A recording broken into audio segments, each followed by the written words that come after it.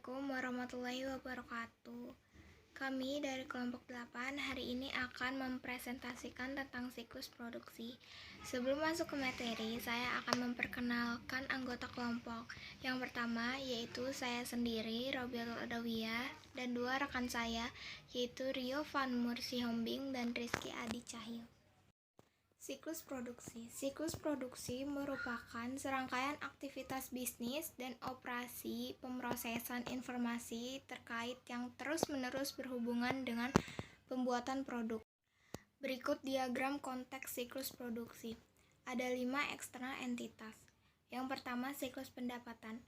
Dari siklus pendapatan, perusahaan memperoleh customer order dan sell forecast atau berapa yang akan diperkirakan yang akan dijual. Kemudian bagian siklus produksi menentukan barang apa yang harus diproduksi dan kapan harus memproduksi.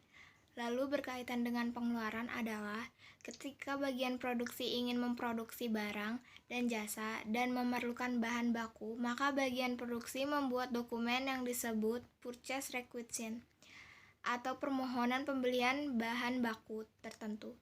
Kemudian siklus pengeluaran akan memberikan material ke siklus produksi terkait dengan siklus sumber daya manusia dan penggajian. Siklus produksi akan mengirimkan tentang kebutuhan tenaga kerja. Lalu siklus sumber daya manusia ini akan memberikan data tentang labor cost yang isinya adalah upah gaji tenaga kerja, hubungannya dengan manajemen produksi, yang mengirimkan report manajemen terkait dengan kegiatan produksi yang berjalan, lalu hubungan dengan general ledger dan reporting system. Siklus produksi akan mengirimkan data tentang COGM yang nanti akan diulang kembali dalam laporan keuangan. Ada 4 aktivitas dasar dalam siklus produksi. Yang pertama ada desain produk atau rancangan produk. Yang kedua ada perencanaan dan penjadwalan. Yang ketiga ada operasi produksi. Dan yang terakhir adalah potensi biaya. Slide selanjutnya ada diagram arus data level 0 siklus produksi. Dalam flowchart ini menggambarkan aktivitas dasar dalam siklus produksi, yaitu desain produk, perencanaan dan penjadwalan, operasi produksi, dan akuntansi biaya. Flowchart ini menjelaskan bagaimana sistem informasi sebuah organisasi mendukung setiap aktivitas siklus produksi, dan dimulai dengan menjelaskan desain sistem informasi dan pengendalian dasar yang diperlukan untuk memastikan bahwa organisasi menyediakan manajemen dengan informasi yang andal untuk menilai efisiensi dan efektivitas aktivitas siklus produksi. Slide selanjutnya ada sistem informasi siklus produksi. Gambar berikut menyajikan bagian dari Enterprise Resource Planning atau ERP yang mendukung siklus produksi sebuah organisasi. Nah, jika diperhatikan bagaimana sistem informasi siklus produksi mengintegrasikan baik data operasional maupun keuangan dari banyak sumber. Di sini, Departemen Teknik bertanggung jawab untuk mengembangkan spesifikasi produk. Departemen Teknik juga mengakses buku besar dan file persediaan untuk informasi mengenai perkiraan penjualan dan pesanan pelanggan. Departemen Perencanaan Produksi menggunakan informasi tersebut ditambah data mengenai tingkat persediaan saat ini untuk mengembangkan jadwal induk produksi dan membuat catatan baru dalam file pesanan produksi untuk mengotorisasi produksi barang-barang tertentu. Slide selanjutnya ada ancaman dan pengendalian permasalahan umum. Ancaman yang pertama ada data induk yang tidak akurat atau tidak sah. Bentuk pengendalian yang pertama, pengendalian integritas pengolahan data. Kedua, pembatasan akses atas data induk. Yang ketiga, tinjauan terhadap segala perubahan terhadap data induk. Ancaman yang kedua itu pengungkapan informasi penting dan rahasia secara tidak sah. Untuk pengendaliannya yang pertama, pengendalian akses. Yang kedua, enkripsi. Ancaman ketiga yaitu kehilangan atau perubahan data produksi. Untuk pengendaliannya yaitu backup dan prosedur pemulihan bencana. Slide selanjutnya, desain produk. Langkah pertama dalam siklus produksi itu desain produk. Tujuannya untuk menciptakan sebuah produk yang memenuhi kebutuhan pelanggan dari segi kualitas, daya tahan, dan fungsionalitas, sementara secara simultan meminimalkan biaya produksi. Nah, desain produksi ini menghasilkan dua dokumen luaran. Yang pertama, daftar operasi atau operation list. Sebuah dokumen yang menspesifikasikan urutan langkah-langkah untuk mengikuti dalam membuat produk. Peralatan apa yang digunakan dan seberapa lama setiap langkah yang diambil. Yang pertama, nama operasinya itu 105 dengan deskripsi dipotong ke bentuknya dengan nomor mesin ML15-12 dengan waktu 2 menit. Lalu selanjutnya nomor operasi 106 potong sudut, nomor mesin ML15-9 dengan waktu 3 menit 15 detik. Selanjutnya nomor operasi 124 dengan deskripsi putar dan bentuk dengan nomor mesin S28-17 dengan waktu 4 menit. Selanjutnya dengan nomor operasi 142 dengan deskripsi penyelesaian nomor mesin F54-5 dengan waktu standarnya itu 7 menit 10 detik. Dan yang terakhir dengan nomor mesin 155 deskripsi cat dengan nomor mesin P89-1 dengan waktu standar 9 menit 30 detik. Perencanaan dan penjadwalan. Langkah kedua dalam siklus produksi adalah perencanaan dan penjadwalan. Tujuannya untuk mengembangkan rencana produksi yang cukup efisien untuk memenuhi pesanan yang ada dan mengantisipasi permintaan jangka pendek, sekaligus meminimalkan persediaan bahan baku dan barang jadi. Selanjutnya ada metode perencanaan produksi. Manufacturing Resource Planning atau MRP-2 yaitu perpanjangan dari perencanaan sumber daya bahan baku yang berupaya untuk menyeimbangkan kapasitas produksi yang ada dengan kebutuhan bahan baku yang memenuhi permintaan penjualan yang diperkirakan. Disebut juga dengan push manufacturing karena barang yang diproduksi dalam ekspektasi permintaan pelanggan. Produksi ramping atau lean manufacturing yaitu memperpanjang prinsip-prinsip sistem persediaan just in time untuk seluruh proses produksi dan untuk meminimalkan atau mengeliminasi persediaan bahan baku barang dalam proses dan barang jadi. Produksi ramping sering disebut dengan full manufacturing karena barang-barang yang diproduksi sebagai respons terhadap permintaan pelanggan. Lalu dokumen perencanaan dan penjadwalan.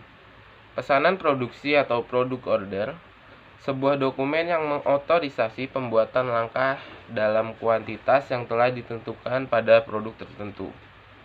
Permintaan bahan baku atau material requisition yaitu mengotorisasi penghapusan dari kuantitas yang diperlukan bahan baku dari ruang penyimpanan. Selanjutnya ada kartu pemindahan atau move ticket, dokumen yang mengidentifikasi transfer internal dari bagian, lokasi di mana bagian tersebut transfer, dan waktu transfer. Selanjutnya ada ancaman dan pengendalian. Ancaman yang pertama itu rancangan produk yang buruk menghasilkan biaya yang berlebih. Yang kedua itu produk yang berlebih dan terlalu sedikit. Pengendaliannya tentu saja yang pertama analisis biaya yang muncul dari pilihan rancangan produk dan analisis biaya perbaikan dan biaya garansi 2. Yang kedua itu ada sistem perencanaan produksi, review dan persetujuan order produksi dan jadwal pembatasan akses ke order jadwal. Berikutnya, ada operasi produksi. Operasi produksi ini merupakan aktivitas ketiga dari siklus produksi. Nah, langkah ketiga dalam siklus produksi ini adalah pembuatan produk yang sebenarnya. Computer Integrated Manufacturing atau CIM adalah sebuah pendekatan manufaktur dengan banyak proses manufaktur yang dijalankan dan diawasi dengan peralatan terkomputerisasi, sebagian melalui penggunaan robot dan pengumpulan data real-time dari aktivitas manufaktur. Slide selanjutnya ada ancaman dan pengendalian. Pencurian persediaan dan aktivitas tetap adalah keprihatinan utama untuk mengurangi risiko kehilangan atas persediaan. Akses fisik terhadap persediaan harus dibatasi, dan seluruh pergerakan internal dari persediaan harus didokumentasikan. Request for Proposal atau RFP adalah sebuah permohonan oleh sebuah organisasi atau departemen bagi pemasok untuk mengajukan penawaran guna memasok sebuah aktiva tetap yang memiliki karakteristik spesifik. Slide berikutnya ada akuntansi biaya. Akuntansi biaya ini merupakan aktivitas terakhir dari siklus produksi. Langkah terakhir dalam siklus produksi ini bertujuan untuk menyediakan informasi untuk perencanaan, pengendalian, dan pengevaluasian kinerja operasi produksi. Kedua, menyediakan data biaya yang akurat mengenai produk untuk digunakan dalam penetapan harga dan keputusan bauran produk. Yang terakhir adalah mengumpulkan dan memproses informasi yang digunakan untuk menghitung nilai-nilai persediaan dan harga pokok penjualan yang muncul dalam laporan keuangan perusahaan. Slide selanjutnya, perhitungan biaya job order, yaitu sebuah sistem biaya yang menentukan biaya ke batch produksi tertentu atau pekerjaan. Perhitungan biaya produksi, yaitu sebuah sistem biaya yang menentukan biaya ke masing-masing proses atau pusat kerja dalam siklus produksi, dan kemudian menghitung biaya rata-rata untuk semua unit yang diproduksi. Slide selanjutnya, data penggunaan bahan baku. Ketika produksi dimulai, penerbitan permintaan bahan baku, pemicu debit bahan dalam proses bahan baku yang dikirim ke produksi. Jika bahan baku tambahan diperlukan, debit yang lain dibuat untuk barang dalam proses. Biaya tenaga kerja langsung, 1 jam kerja atau job time ticket. Ancaman dan pengendalian. Data biaya yang tidak akurat dapat menurunkan efektivitas penjualan produk dan melemahkan kemampuan manajemen untuk mengawasi dan mengendalikan operasi manufacturing. Meningkatkan pengendalian dengan sistem perhitungan biaya berbasis aktivitas. Perhitungan biaya berbasis aktivitas atau Activity Based Costing (ABC), yaitu sistem biaya yang dirancang untuk melacak biaya pada aktivitas yang menimbulkan. Pertama, sistem perhitungan biaya berbasis aktivitas berbeda dari sistem akuntansi biaya konvensional dalam 3 cara yang penting. Yang pertama itu ada sistem biaya berbasis aktivitas berusaha secara langsung menurut teori proporsi besar dari biaya overhead ke pabrik.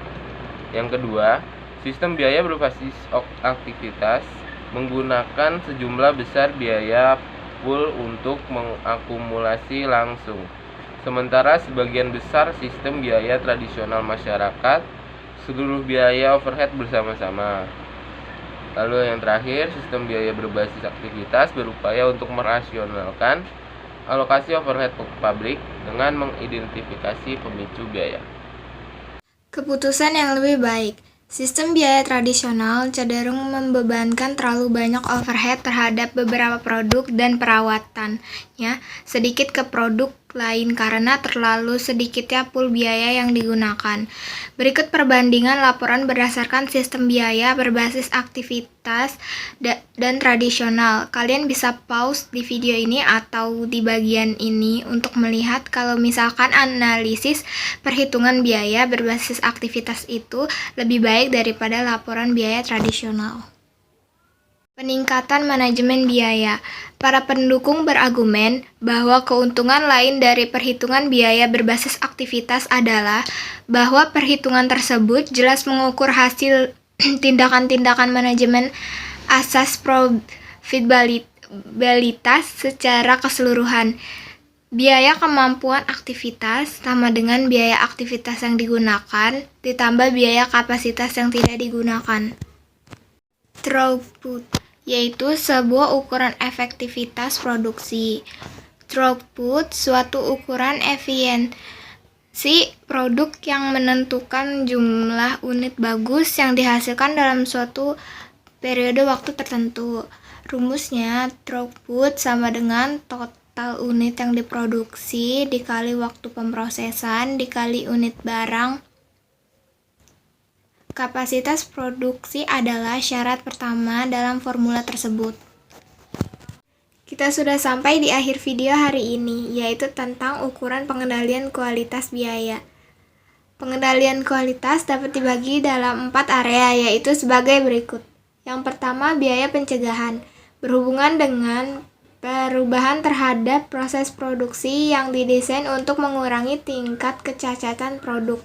Yang kedua itu ada biaya inspeksi berhubungan dengan pengujian untuk memastikan bahwa produk memenuhi standar kualitas. Yang ketiga yaitu biaya kegagalan internal berhubungan dengan pengerjaan ulang atau pembuatan produk yang diidentifikasikan sebagai produk cacat sebelum dijual. Yang keempat atau yang terakhir itu biaya kegagalan eksternal dihasilkan ketika produk cacat dijual ke pelanggan. Biaya ini meliputi biaya-biaya seperti klaim kewajiban produk, garansi dan biaya perbaikan, hilangnya kepuasan pelanggan, dan rusaknya reputasi perusahaan. Baiklah, sekian untuk video hari ini tentang siklus produksi. Maaf kalau ada kesalahan dan kekurangan. Terima kasih.